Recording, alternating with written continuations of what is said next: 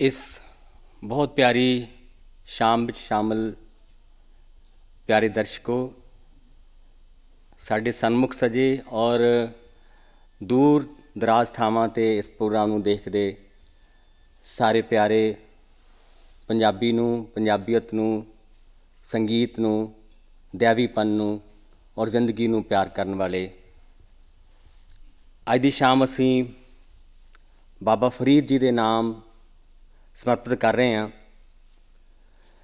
अज तो तकरीबन 8.5 सदियां पहला 1173 ईस्वी नूं जिस बाल ने मुल्तान तो 12 कोहां दी दूरी ते पिंड कोतवाल विच अपने सोहणे नैन खोले, उसने अपने नैना नाल अपने घर बार नूं निहारिया, अपने अम्मी अब्बा नूं देखिया और जदों सुरत संभाली तो अपनी धरती पंजाब की धरती जिहड़ी कि उन्हां दे परदादे वेले पंजाब की धरती उन्हां दी नहीं सी, वो परिवार काबल तो उठ के इत्थे आया सी। तो इस धरती ते उस बाल ने अपने नैन खोले, इस धरती दे सुहप्पण नूं देखिया, इहदे दुख सुख नूं देखिया और जिहड़े सुखन उन्होंने उचारे, उन्हां सुखना की वडत्तण, उन्हां सुखना की खूबसूरती ये है कि वो पंजाबी कविता का भौ फटाला बने। बाबा फरीद जिन्हां दी बाणी सदियां दी पंजाबी कविता का पहला पन्ना बनी। उन्हां दा एक श्लोक है कि शक्कर खंड निवात गुड़ माखियों माझा दुध, सभे वस्तु मिठियां रब ना पुजन तुद। कि शक्कर गुड़ मिश्री शहद माझा दुध ये सारिया चीज़ां सारे पदार्थ बहुत मिठे हैं, पर हे रब ये तेरी मिठास तक नहीं पहुँचते। तो ये श्लोक एक तरह बाबा फरीद जी की बाणी ते भी उन्हां दी शख्सियत ते भी टुकदा है, उन्हां दी मिठास, उन्हां दी निमरता, जिस कारण उन्हां नूं शक्करगंज जां गंजे शक्कर कह के मुखातिब किया जाता सी। उन्हां दे श्लोक पंजाब की रूह विच वसदे हन, पंजाब दीयां हवावां विच घुले हुए हैं। लोग उन्हां नूं कहावतां वांग उन्हां दा इस्तेमाल करते हैं। तो सिखर की गल ये कि उन्हां दे मुकद्दस श्लोक श्री गुरु ग्रंथ साहब जी के पावन पन्नियां ते सुशोभित हैं। तो इस प्रोग्राम की शुरुआत असी एक प्रोफाइल तो करते हाँ, जिहड़ा प्रोफाइल बाबा फरीद जी के जीवन बारे तैयार किया गया है।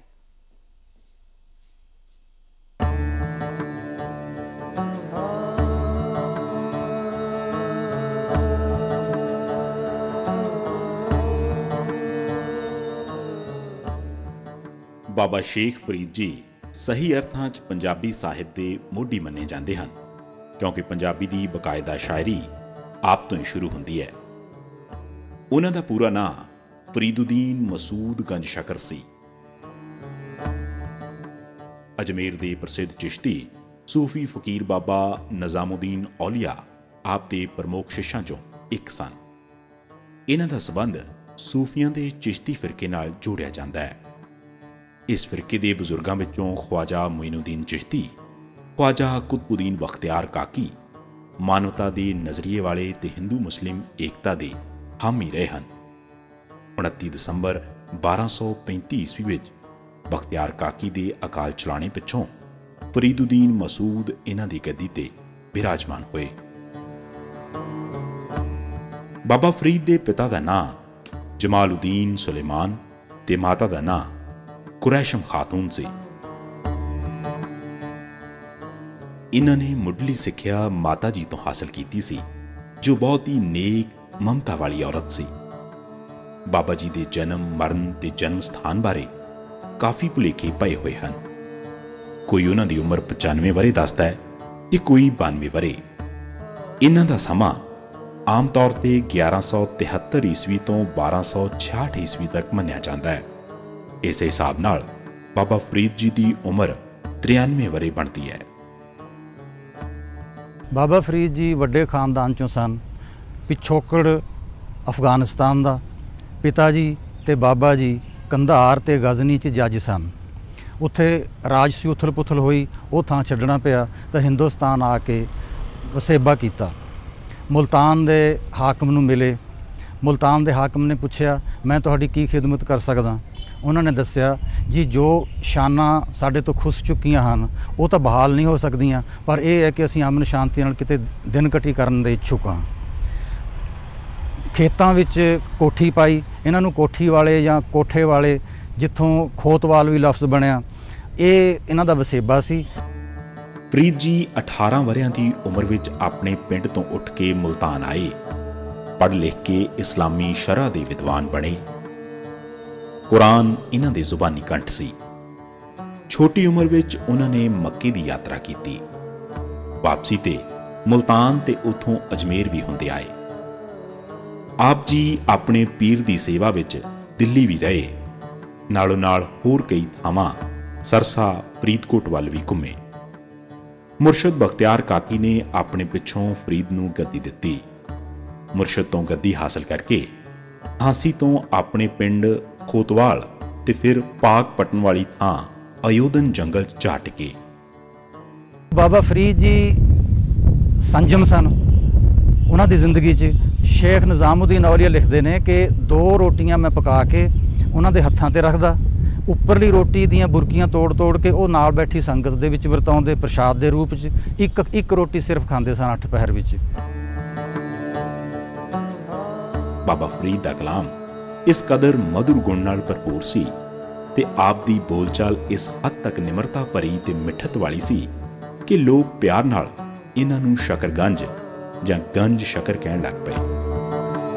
ਭਾਵੇਂ ਕੁਝ ਮੁੱਢਲੇ ਹਵਾਲੇ 9ਵੀਂ ਸਦੀ ਵਿੱਚ ਸਾਨੂੰ ਪੰਜਾਬੀ ਸਾਹਿਤ ਬਾਰੇ ਪ੍ਰਾਪਤ ਹੋਏ ਹਨ, ਪਰ ਪਹਿਲੀ ਪ੍ਰਮਾਣਿਕ ਪੰਜਾਬੀ ਰਚਨਾ ਸ਼ੇਖ ਫਰੀਦ ਸ਼ਕਰਗੰਜ ਦੀ ਹੀ ਪ੍ਰਾਪਤ ਹੈ।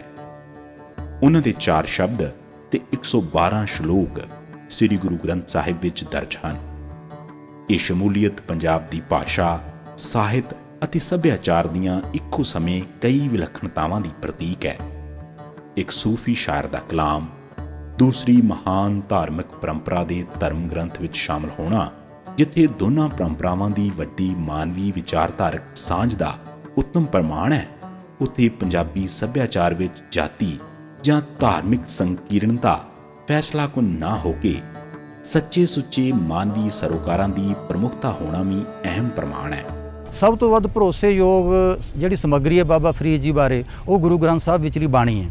112 ਸ਼ਲੋਕ ਨੇ ਤੇ 4 ਸ਼ਬਦ ਨੇ। ਤੇ ਆਪਾਂ ਨੂੰ ਸਾਖੀਆਂ ਦੱਸਦੀਆਂ ਨੇ ਕਿ ਜਦੋਂ ਗੁਰੂ ਨਾਨਕ ਦੇਵ ਜੀ ਏਸ਼ੀਆ ਦਾ ਭਰਮਣ ਕਰ ਰਹੇ ਸਨ, ਇਸਲਾਮੀ ਦੇਸ਼ਾਂ ਵਿੱਚ ਜਾਂਦੇ ਸਨ, ਤਾਂ ਉੱਥੇ ਫਿਰ ਬਾਬਾ ਫਰੀਦ ਜੀ ਦੀ ਬਾਣੀ ਉਹਨਾਂ ਨੇ ਹਾਸਲ ਕੀਤੀ ਆਪਣੀ ਕਿਤਾਬ ਵਿੱਚ। ਤੇ ਬਾਬਾ ਫਰੀਦ ਜੀ ਦੀ ਬਾਣੀ ਦਾ ਕੀਰਤਨ ਖਾਨਗਾਹਾਂ ਉੱਤੇ ਕਰਦੇ ਹੁੰਦੇ ਸਨ। ਤੋ ਸ਼ੇਖ ਫਰੀਦ ਜੀ ਦੀ ਬਾਣੀ 5ਵੇਂ ਪਾਤਸ਼ਾਹ ਪਾਸ ਜਿਹੜੀ ਪੁੱਜੀ, ਉਹ ਗੁਰੂ ਨਾਨਕ ਸਾਹਿਬ ਜੀ ਦੇ ਵਿਰਾਸਤਾ ਪੁੱਜੀ। ਗੁਰੂ ਨਾਨਕ ਦੇਵ ਜੀ ਨੂੰ ਪਤਾ ਸੀ ਕਿ ਇਸਲਾਮੀ ਦੇਸ਼ਾਂ ਦੇ ਵਿੱਚ ਇਸਲਾਮੀ ਈਡੀਅਮ 'ਚ ਕੀਰਤਨ ਭਲਾ ਹੋਏਗਾ, ਲੋਕ ਪਸੰਦ ਕਰਨਗੇ, ਤੇ ਇਸ ਆਸ਼ੇ ਨਾਲੇ ਬਾਣੀ ਇਕੱਤਰ ਕੀਤੀ ਤੇ ਸਾਡੇ ਕੋਲ ਅੱਜ ਤੱਕ ਪਹੁੰਚੀ ਤੇ ਅਸੀਂ ਇਹਦਾ ਕੀਰਤਨ ਕਰਦੇ ਹਾਂ। फरीदा खालक खलक मैं खलक वसे रब माहे मंदा किसनू आखिए जा तिस बिन कोई नाहे। ਜਿਸ ਤਰ੍ਹਾਂ ਪ੍ਰੋਫੈਸਰ ਪੰਨੂ ਜ਼ਿਕਰ ਕਰ ਰਹੇ ਸਨ ਕਿ ਬਾਬਾ ਫਰੀਦ ਜੀ ਦੇ ਸਭ ਤੋਂ ਪ੍ਰਮਾਣਿਕ ਬਾਣੀ ਉਹੀ ਮੰਨੀ ਜਾਂਦੀ ਹੈ ਜਿਹੜੀ ਗੁਰੂ ਗ੍ਰੰਥ ਸਾਹਿਬ ਜੀ ਵਿੱਚ ਦਰਜ ਹੈ। ਉਂਝ ਉਹਨਾਂ ਦੇ ਨਾਮ 'ਤੇ ਬਹੁਤ ਸਾਰੇ ਹੋਰ ਸ਼ਲੋਕ ਵੀ ਪ੍ਰਚਲਿਤ ਹਨ, ਖਾਸ ਕਰਕੇ ਲਹਿੰਦੇ ਪੰਜਾਬ ਦੇ दो श्लोक मैं तुहाडे नाल साझे करने चाहुंदा जिहड़े किसी पंजाबी प्यारे ने मैनूं सुणाए कि फरीदा ओ जो दिसदियां ढेरियां उत्ते पै नी कख, ओ जो दिसदियां ढेरियां उत्ते पै नी कख, उधरों कोई ना आमदा इधरों जांदे लख। जां एक सी कि उठ फरीदा सुत्तिया दुनिया वेखण जा, जे कोई बख्शिया मिल पए तां तूं भी बख्शिया जा। सो इस तरह जिस तरह उन्हां दी बाणी पंजाब दीयां हवावां च घुली हुई उन्हां दे बोल, लेकिन सब तो प्रमाणिक हिस्सा जिसनूं सब विद्वान मानते हैं उही है जिहड़ा कि गुरु ग्रंथ साहिब जी के पावन पन्नियां उपर सुशोभित है। तो बाबा फरीद जी दो सतरां विच दो जहानां दी कहानी नूं समाउण वाले, दो जहानां दी अग नूं समेट लैण वाले करामाती शायर सन कि उन्हां दे एक बोल च एक बात विच करामात करन दी शक्ति सी। जिस तरह ये श्लोक है कि फरीदा खाक ना निंदिए खाकू जेड़ ना कोए, जीवन दियां पैरां तले मोयां उपर होए, कि वो धरती जिहड़ी वो मिट्टी जिहड़ी जिउंदियां दे साडे पैरां दा आसरा बनदी आ, असीं उत्ते तुरदे आ और मरण उपरांत सानूं वो ढक लैंदी आ, साडा परदा बनदी आ। सो एक दो सतरां च एक पूरा जीवन मरण दी पूरी कहानी इस श्लोक विच समेटी हुई है। फरीद जी दा अपना जीवन बहुत सफ़र भरिया, जिस तरह उन्होंने परदादे तो लैके तो बाद च मुल्तान तो दिल्ली नूं जांदियां फरीदकोट जिसनूं असीं अज फरीदकोट कहने उस नगर विच रुके और उस नगर विच हर साल उन्हां दे नाम ते मेला लगदा, कवि दरबार हुंदे, गीत दरबार हुंदे, सैमीनार हुंदे। सो एक रिपोर्ट असीं उस शहर दी फरीदकोट शहर दी जिथे फरीद जी का आगमन होया, उन्होंने टिकाणा किया, वो तुहानूं एक रिपोर्ट तुहाडे नाल साझी करनी चाहुंदे।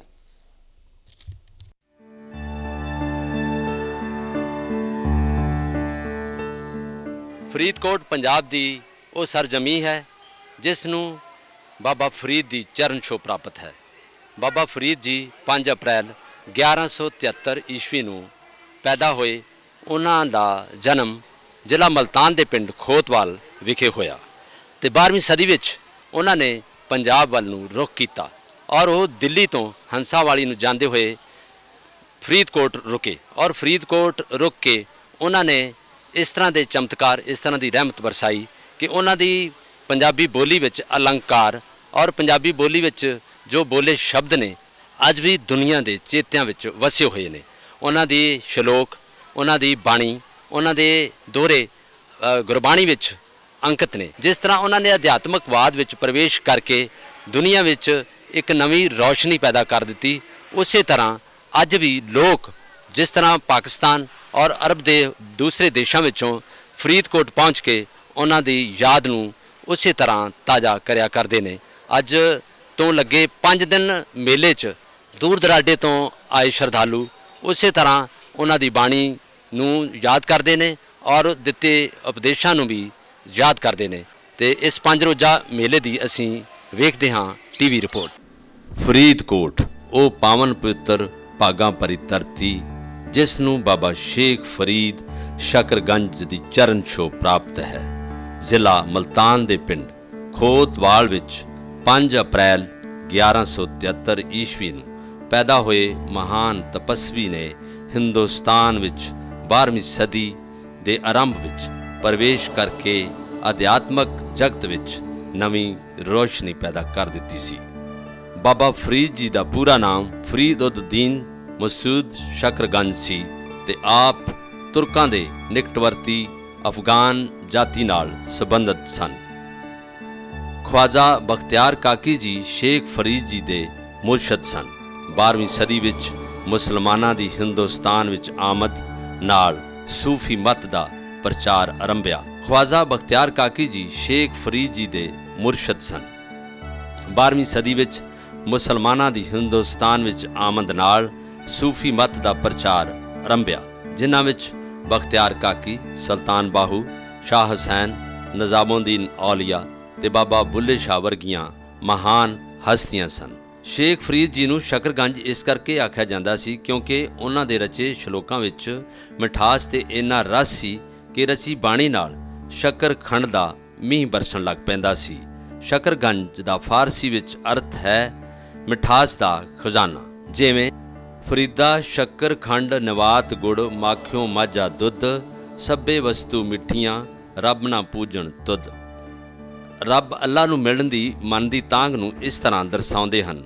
ਫਰੀਦਾ ਗਲੀਏ ਚਿੱਕੜ ਦੂਰ ਕਰ, ਨਾਲ ਪਿਆਰੇ ਨੇਹੇ, ਚੱਲਣਾ ਤਾਂ ਭਿੱਜੇ ਕੰਬਲੀ ਰਾਹਾਂ ਤਾਂ ਟੁੱਟੇ ਨੇਹੇ, ਭਿੱਜਿਓ ਸਿੱਜਿਓ ਕੰਬਲੀ ਅੱਲਾ ਵਰਸੋ ਮੇਹੇ, ਜਾਏ ਮਿਲਾਂ ਤਿਨ ਸੱਜਣਾ ਟੁੱਟੇ ਨਾਹੀ ਨੇਹੇ।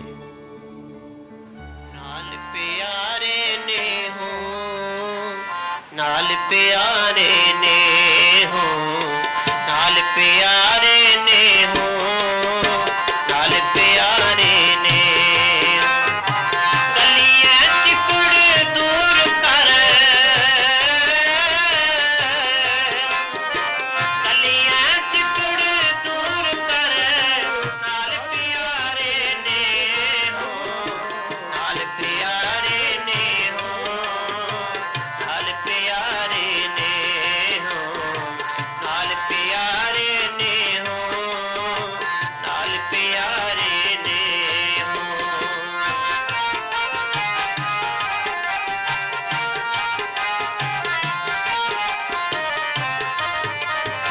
ਚੱਲਾਂ ਤਾਂ ਪੀਛੇ ਕੰਬਲੀ ਰਾਹਾਂ ਤੇ ਟੁੱਟੇ ਨੇ ਹੋ।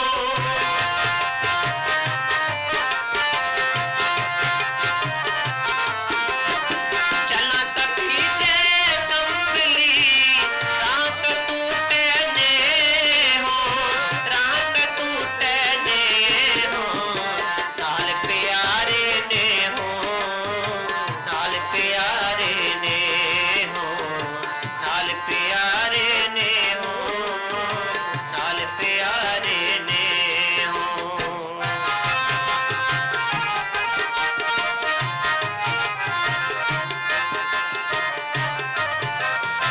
पीछो सीजो कंबली अल्लाह वरसे में हो।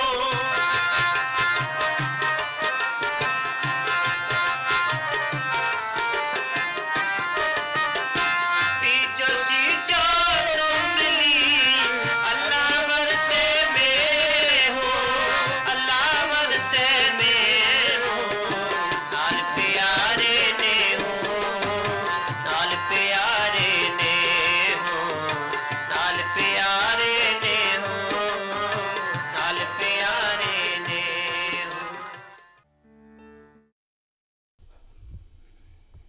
ਫਰੀਦ ਜੀ ਦਾ ਇੱਕ ਸ਼ਲੋਕ ਹੈ ਕਿ ਫਰੀਦਾ ਜਿਨ ਲੋਇਣ ਜਗ ਮੋਹਿਆ ਸੇ ਲੋਇਣ ਮੈਂ ਡਿੱਠ, ਕੱਜਲ ਰੇਖ ਨਾ ਸਹਿੰਦੀਆਂ ਸੇ ਪੰਖੀ ਸੂਏ ਬਹਿਠ।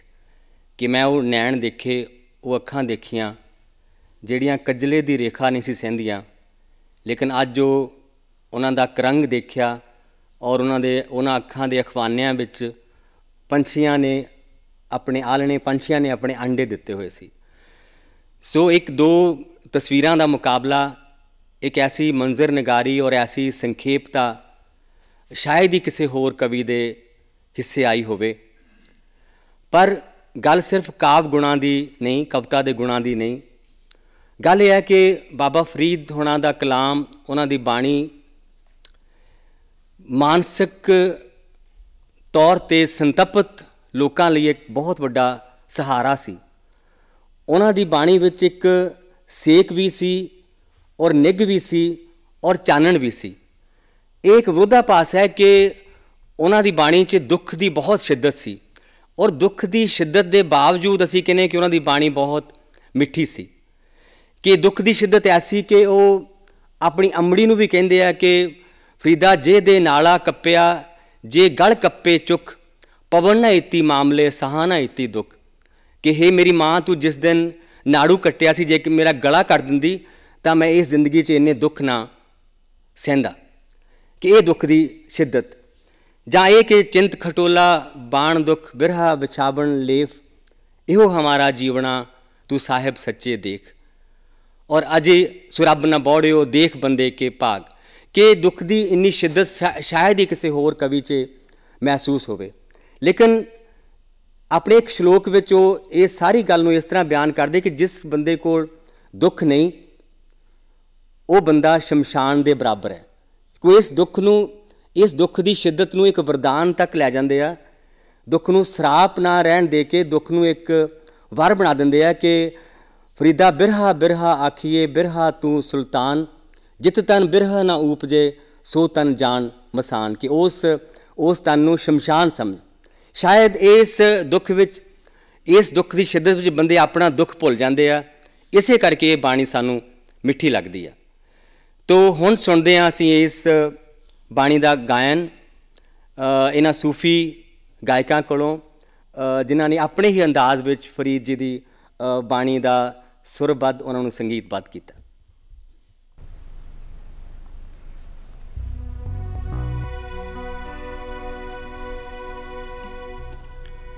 महान शायर बाबा शेख फरीद जी दे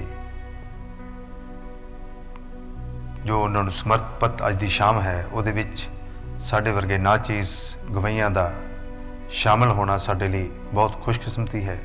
धन भाग ने कि अज उस महान शायर जिन्हां दी बाणी विचों, जिन्हां दे शलोकां विचों जिंदगी दे इन्ने गूढ़े फलसफे, इन्नियां डूंघाइयां नूं बड़े सादे ते थोड़े शब्दां विच बयान किया है। अगर उन्होंने गौर नाल वेख्या जाए, वाचिया जाए, सुनिया जाए तो यकीनी तौर पर साड़ियाँ अखां बंद होने तो पहला अखां जरूर खुलदियां ने। तो आओ सरवण करते हाँ कुछ श्लोक महान सूफी शायर बाबा शेख फरीद जी।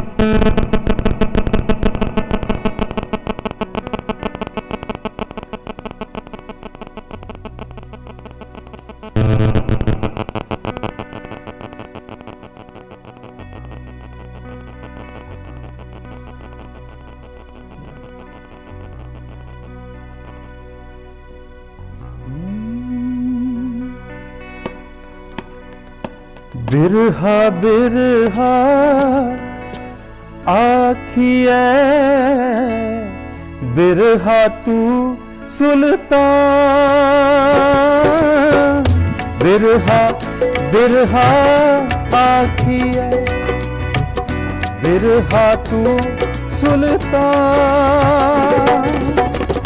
जिस तन बिरहा ना उपजे ओ तन जान मसान फरीदा, ओ तन जान मसान, ओ तन जान मसान फरीदा, ओ तन जान मसान।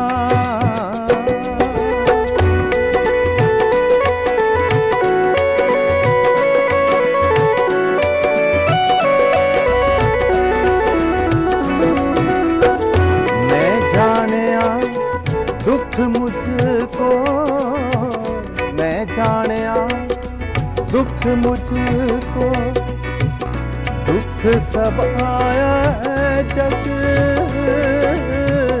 मैं जानिया दुख मुझको दुख सब आया है जग,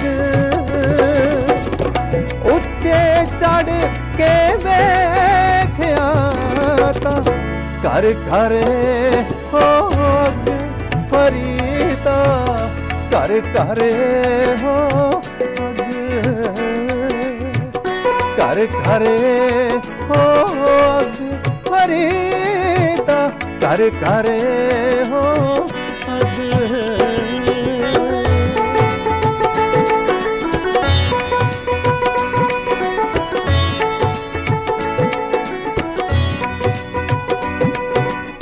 फरीदा खाक ना निंदी है, फरीदा खाक ना निंदी है, खाक जेड़ ना को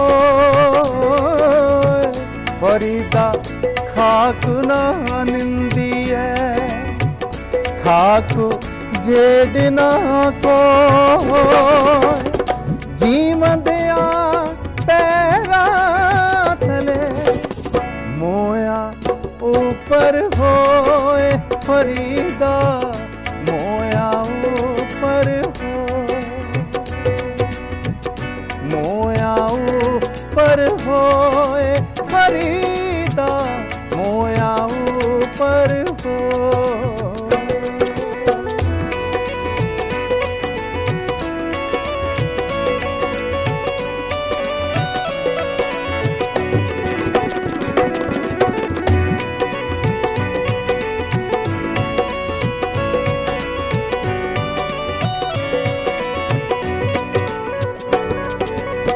फरीदा बुरे दा भला कर, फरीदा बुरे दा भला कर, गुस्सा मन ना हंडा,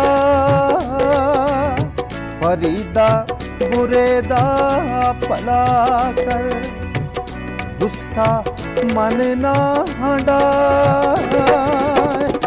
देही रोग ना लग गई, पल्ले सब किश पाए फरीदा, पल्ले सब किश पाए, पल्ले सब किश पाए फरीदा, पल्ले सब किश पाए।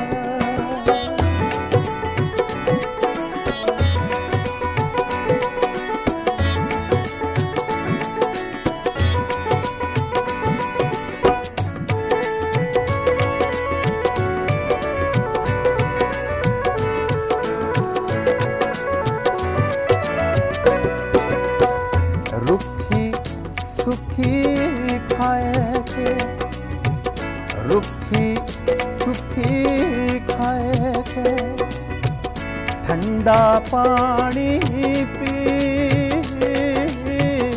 रुखी सुखी खाए के, ठंडा पानी पी, देख पराई चौपड़ी ना तरसाए जी फरीदा, ना तरसाए जी,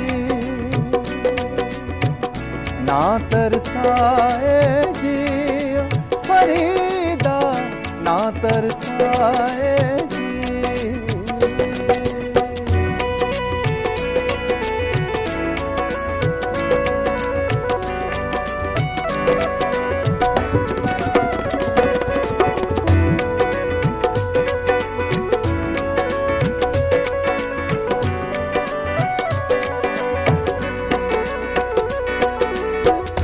जे तू अकल लतीफ फरीदा, जे तू अकल लतीफ, काले लिखना ले, जे तू अकल लतीफ, काले लिखना ले, आपने गिरिबान में सिर नीमा कर देख फरीदा, सिर नीमा कर देख, सिर नीमा कर देख फरीदा, सिर नीमा कर देख।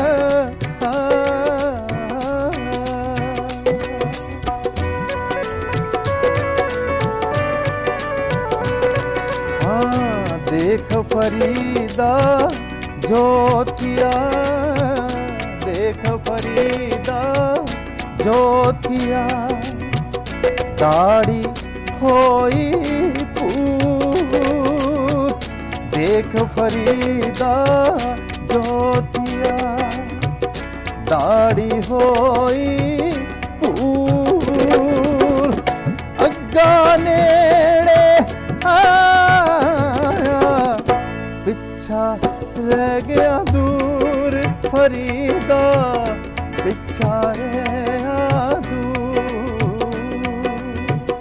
पिछा रहा दूर फरीदा, पिछा रहा दूर।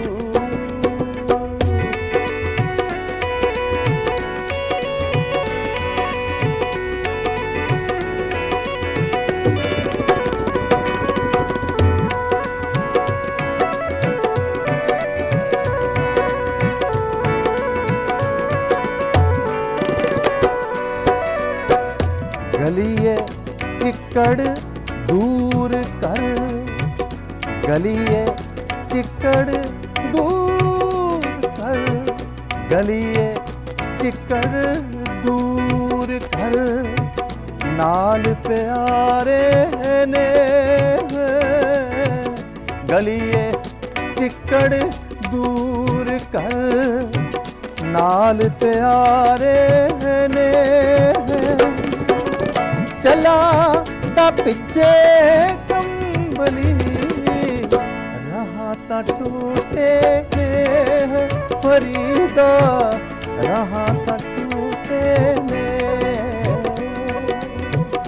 रहा ता टूटे ने फरीदा, रहा ता टूटे ने।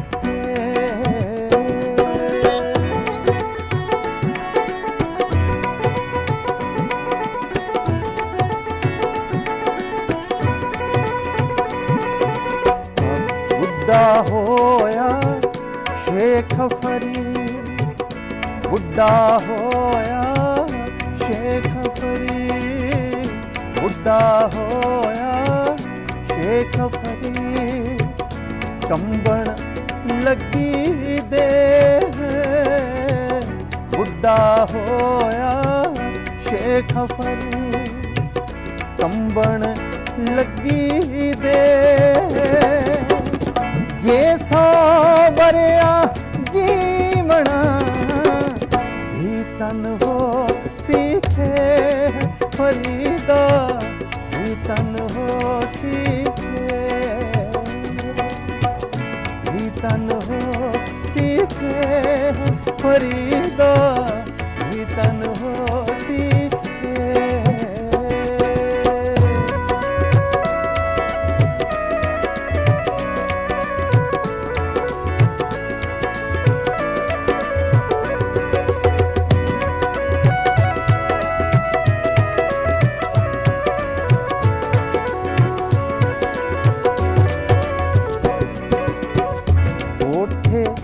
मंडप माड़ियाँ, कोठे मंडप माड़ियाँ, एत न लाए चित, कोठे मंडप माड़ियाँ, एत न लाए चित, मिट्टी पई अतोलवी, कोई ना हो सीमित फरीदा, कोई ना हो सीमित, कोई ना हो सीमित फरीदा, कोई ना हो सीमित।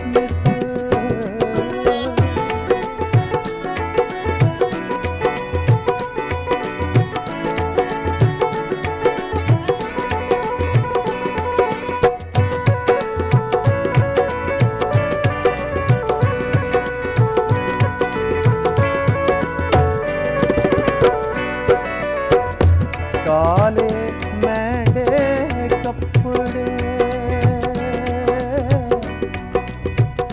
काले मैंडे कपड़े,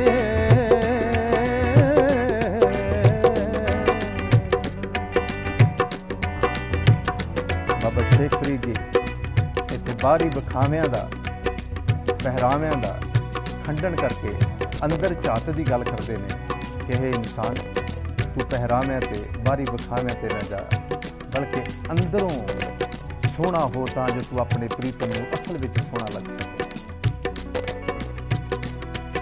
किन्ने सादे ते सोहणे शब्दां विच महान सूफी शायर बाबा फरीद जी फरमा रहे ने, काले मैंडे कपड़े, काले मैंडे कपड़े, काला मैंडा वे, काले मैंडे कपड़े, काला मैंडा वे, गुन ही भरिया मैं फिरा, लोग कहें दरवेश फरीदा, लोग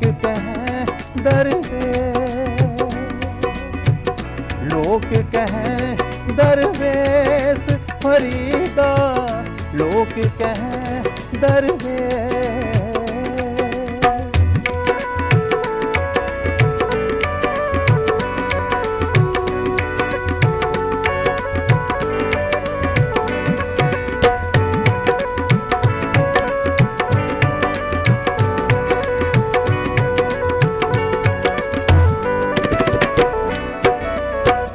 कागा करंग टंडोलिया, कागा करंग टटोलिया, सगला खाया मां। कागा करंग टटोलिया, सगला खाया मां। ए दो नैना मत छुयो, फिर देखन की आस फरीदा, फिर देखन की आस, फिर देखन की आस फरीदा, फिर देखन की आस।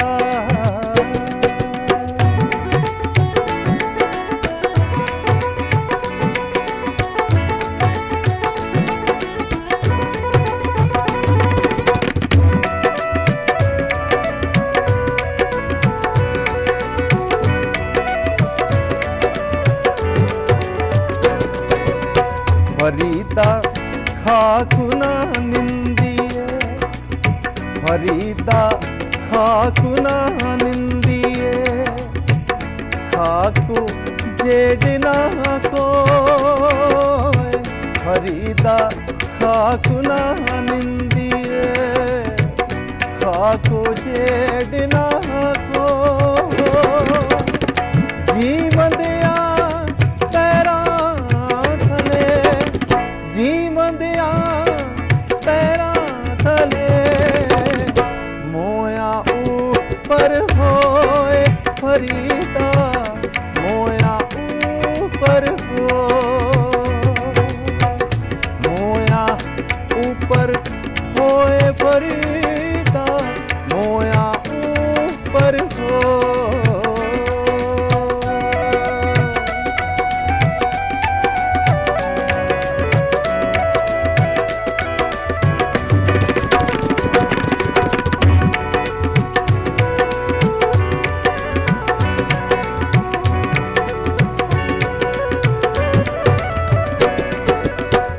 जे तू अकल लतीफ है, जे तू अकल लतीफ है, काले लिखना ले।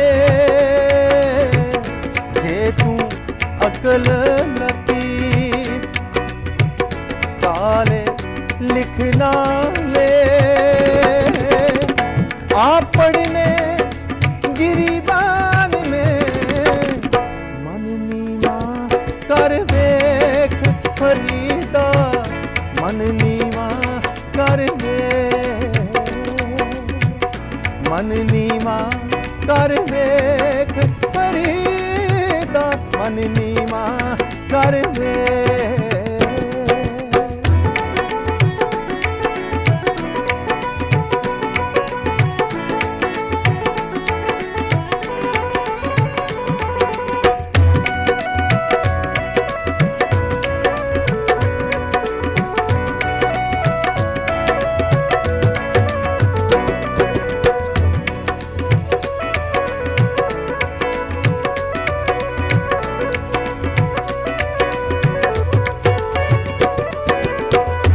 बिरहा बिरहा आखिए,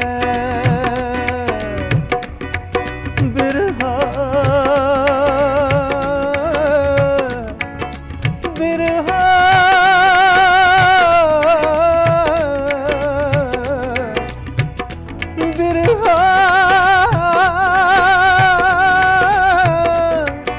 बिरहा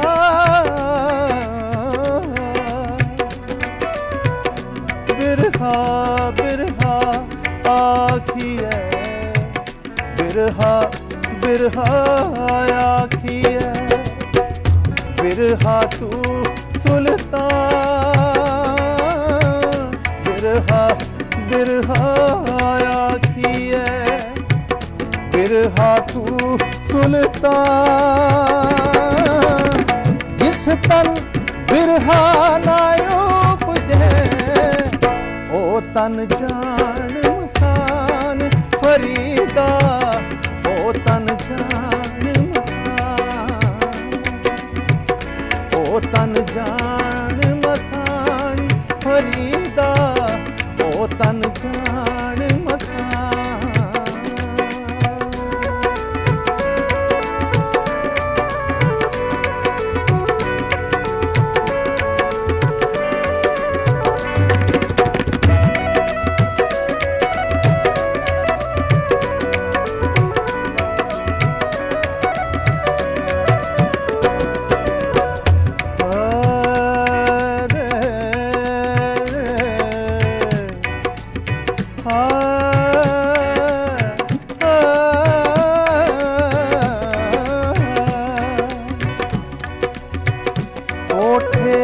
मंडप माड़ियां एत न लाए चित कोठे मंडप माड़ियां एत न लाए चित मिट्टी पई आतोलनी कोई न हो सीमित फरीदा कोई न हो कोई न हो सीमित फरीदा कोई न हो सीमित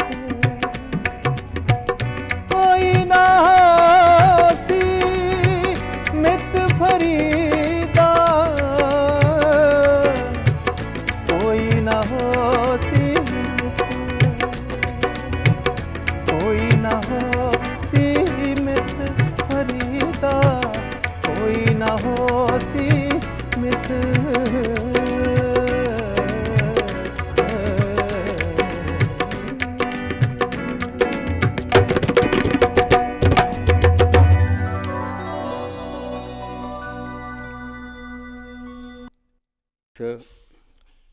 रूहां नूं ਸਕੂਨ ਬਖਸ਼ਣ ਵਾਲੀ ਬਾਣੀ ਦਾ ਇਸ ਕਲਾਮ ਦਾ आपने यदि शिद्दत नूं महसूस किया होएगा। सूफी कवि इस्लाम दे विहड़े विच उगे हुए रुख सी, पर उन्हां दी छां इस्लाम दी चार दीवारी तो उहदी वलगण तो कोहां दूर तक निआसरियां नूं एक छां दिंदी सी, उन्हां नूं सकून बख्शदी सी। तो बाबा फरीद उन्हां सूफियां दे सिरताज कवि सन। उन्हां दी बाणी दा एक उपदेश ये सी कि दूजियां दे दुख ते अपने गुनाह हमेशा याद रखो। तो उन्हां लई हरेक शख्स कि जे तू रब नूं प्राप्त करना, तू रब नूं मिलन दा, उस प्यारे नूं मिलन दा सब तो वधिया तरीका यह है कि तू किसी दा दिल ना दुखा। वो लिखते हैं कि सबना मन माणक ठाहन मूल मचांगवा, जे तो पिरिया दी सिख हियाओ न ठाहे कहीं दा।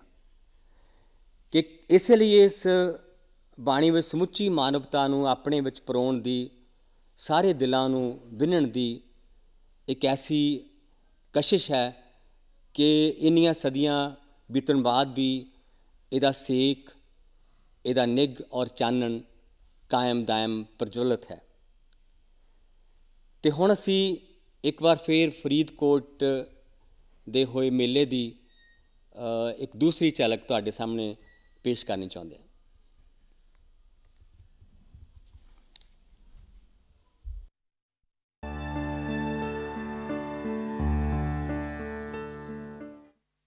फरीद जी की बाणी विच झूठा मोह प्यार लभ लालच सब दा खंडन किया गया है। फरीदा जां लभ तां नेह क्या, लभ तां कूड़ा नेह, किचर चत लंगाईए छप्पर टुटे मेह। ਫਰੀਦਕੋਟ ਵਿੱਚ ਲੱਗੇ 5 ਰੋਜ਼ਾ ਮੇਲੇ ਨੂੰ ਵੇਖਣ ਲਈ ਦੂਰ ਦਰਾਡੇ ਤੋਂ ਸੰਗਤਾਂ ਪਹੁੰਚਦੀਆਂ ਹਨ। ਜਿਹੜਾ ਬਾਬਾ ਫਰੀਦ ਜੀ ਦਾ ਮੇਲਾ ਹਰ ਸਾਲ 5 ਦਿਨ ਲੱਗਦਾ ਹੈ, ਇਹ ਬਹੁਤ ਹੀ ਇਤਿਹਾਸਕ ਮੇਲਾ ਹੈ। ਬਾਬਾ ਫਰੀਦ ਜੀ 12ਵੀਂ ਸਦੀ ਦੇ ਬਹੁਤ ਹੀ ਮਹਾਨ ਸੂਫੀ ਸੰਤ ਹੋਏ ਹੈ, ਜਿਨ੍ਹਾਂ ਦੀ ਗੁਰਬਾਣੀ ਗੁਰੂ ਗ੍ਰੰਥ ਸਾਹਿਬ ਵਿੱਚ ਵੀ ਦਰਜ ਹੈ। ਇਸ ਮੇਲੇ ਵਿੱਚ ਲੋਕਾਂ ਦਾ ਅਥਾਹ ਪਿਆਰ ਮਿਲਦਾ ਹੈ। ਹਰੇਕ ਇਲਾਕੇ 'ਚੋਂ ਸੰਗਤਾਂ ਲੰਗਰ 5 ਦਿਨ ਚਲਾਉਂਦੀਆਂ, ਸੇਵਾ ਕਰਦੀਆਂ। ਇਹ ਸਾਂਝੀਵਾਲਤਾ ਦਾ ਵੀ ਹੈ, ਜਿੱਥੇ ਕਿ ਨਸ਼ਿਆਂ ਤੋਂ ਦੂਰ ਰਹਿਣ ਵਾਸਤੇ ਖੇਡਾਂ ਦਾ ਪ੍ਰਭਾਵ ਪੈਂਦਾ ਹੈ, ਉਵੇਂ ਗੁਰਬਾਣੀ ਦੇ ਨਾਲ ਲੜ ਲੱਗਣ ਲਈ ਬਾਬਾ ਫਰੀਦ ਜੀ ਦੀ ਮਹਾਨ ਉਪਾਸਨਾ ਹੁੰਦੀ ਹੈ। ਅਸੀਂ ਬਾਬਾ ਫਰੀਦ ਜੀ ਵੱਲੋਂ ਸੰਗਤਾਂ ਨੂੰ ਸੰਦੇਸ਼ ਦਿੰਦੇ ਹਾਂ, ਘੱਟੋ ਘੱਟ 17 ਸਾਲ ਇਹ ਮੇਲਾ ਲੱਗਦੇ ਨੂੰ ਹੋ ਗਿਆ। ਇਹ ਜੋ ਮੇਲਾ ਗੌਰਮੈਂਟ ਖੁਦ ਆਪ ਲਵਾਉਂਦੀ ਆ, ਕੁਝ ਇੱਥੋਂ ਦੀ ਸੁਸਾਇਟੀ ਦਾ ਵਿੱਚ ਹਿੱਸਾ ਹੈਗਾ।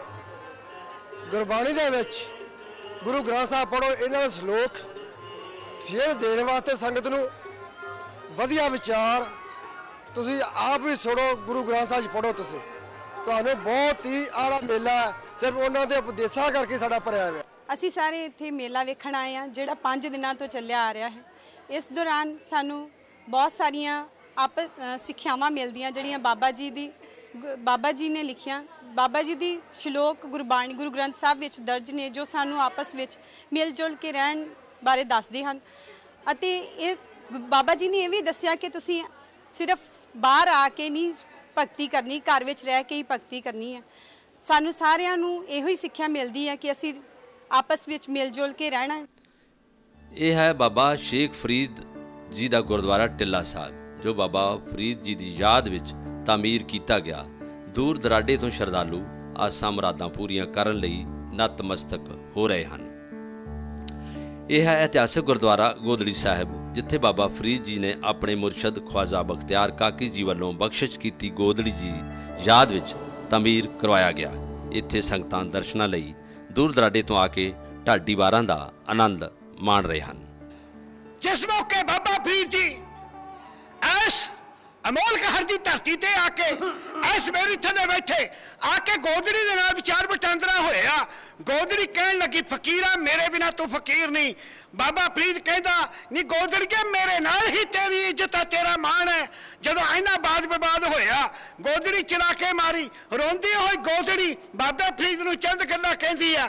ਉਸ ਵੇਲੇ ਦੀਆਂ ਰਹਿਣਾ ਭਾਈ ਗੁਰਮੀਤ ਸਿੰਘ ਸ਼ੇਰਪੁਰੀ, ਵੀਰ ਸੰਗੀ ਮਾਸਟਰ ਜਸਵੰਤ ਸਿੰਘ ਗੁਮਟੀ, ਮੇਜਰ ਸਿੰਘ ਤਲਵੰਡੀ, ਨਰਮਾ ਸਿੰਘ ਨੂਰ ਦੇ ਸਾਥੀ ਹੈ। ਇਹ ਬਿਆਨ ਕਰਦੇ ਜੀ।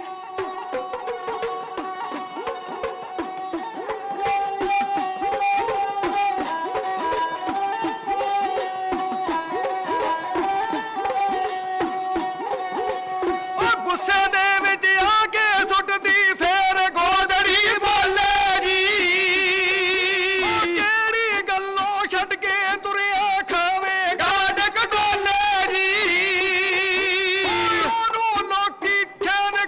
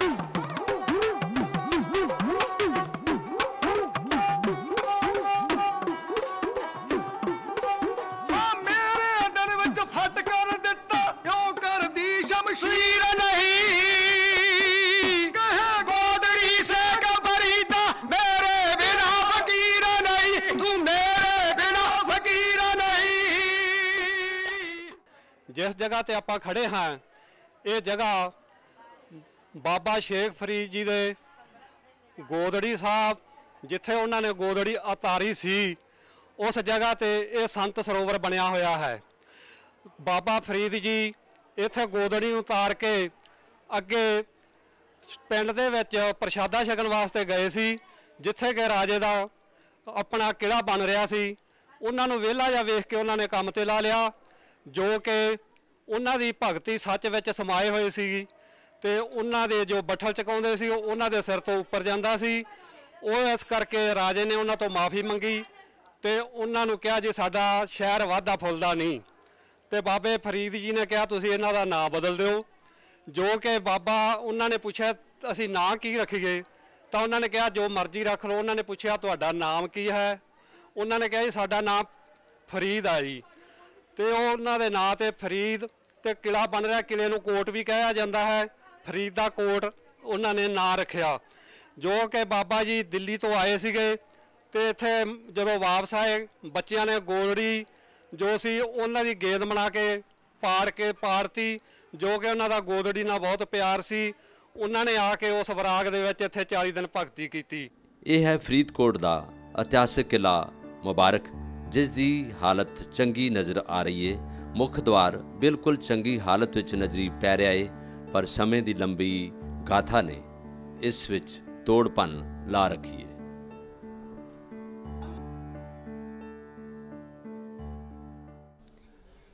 ਬਾਬਾ ਫਰੀਦ ਆਮ ਲੋਕਾਂ ਲਈ ਇੱਕ ਕਰਾਮਾਤੀ ਦਰਵੇਸ਼ ਹੈ ਪਰ ਉਹਨਾਂ ਦੀ ਅਪੀਲ ਆਮ ਲੋਕਾਂ ਤੋਂ ਲੈ ਕੇ ਦਾਨਸ਼ਵਰਾਂ ਤੱਕ ਉੱਚੇ ਉੱਚੇ ਦਾਰਸ਼ਨਿਕਾਂ ਤੱਕ ਉਹਨਾਂ ਦੇ ਕਲਾਮ ਦੀ ਅਪੀਲ ਹੈ। ਸੰਤ ਸਿੰਘ ਸੇਖੋਂ ਹੋਰਾਂ ਦੇ ਆਖਰੀ ਦਿਨ ਸਨ। ਉਹਨਾਂ ਦੀ ਉਮਰ ਦਾ ਅੰਤ ਬਹੁਤ ਕਰੀਬ ਸੀ ਅਤੇ ਮੈਂ ਉਹਨਾਂ ਨੂੰ ਉਹਨਾਂ ਦੇ ਪਿੰਡ ਦਾਖੇ ਮਿਲਣ ਗਿਆ ਅਤੇ ਮੈਂ ਉਹਨਾਂ ਨੂੰ ਪੁੱਛਿਆ ਤੁਹਾਡਾ ਕੀ ਹਾਲ ਆ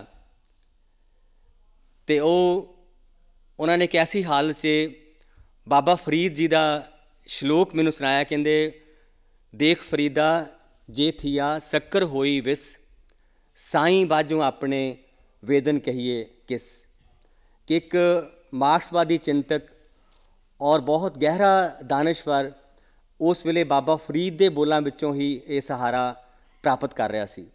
सो ये इस बाणी दा रेंज इहदी एक अहमियत है कि इस विच एक तरह समुची कायनात दे विराट दर्शन कराउण दी समर्था है।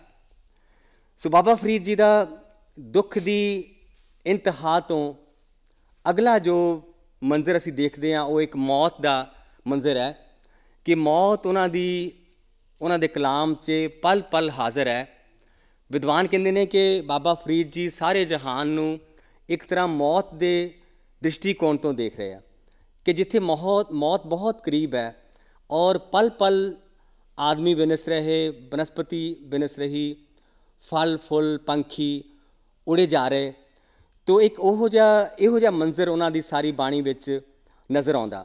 और इस मंजर दे बहुत गहरे अर्थ ये भी ने कि ये मौत आम बंदियां ते बादशाहां नूं बिल्कुल बराबर कर दिंदी है कि ये नहीं कि आम लोकां नूं मौत आएगी तो बादशाहां नूं नहीं आएगी। सो इस मौत दे मंजर नूं इस मौत दी सर्व व्यापकता नूं बाबा फरीद जी बादशाहां नूं भी सुणाउंदे हन। उन्हां दा श्लोक है कि पास दमामे छत सिर भेरी सड्डो रड जाए सुते जीरान में थिए अतीमा गड कि उन्हां दे दमामे बादशाहां दे दमामे उन्हां दे सिर दे तख्त पै रह जाणगे ते वो यतीमां वांगू इकल्ले खाक विच पए होणगे।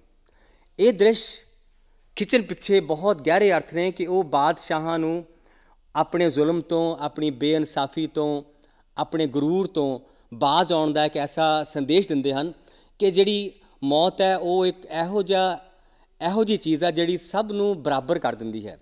सो उत्थे मौत एक बहुत वड्डा फलसफा और बहुत वड्डा एक जिंदगी नूं जीउण दा ढंग बन जांदा कि जिस नूं बाबा फरीद कि वो बाबा फरीद जी दे विच मौत दा मंजर कोई निराशा पैदा करने वाला मंजर नहीं है।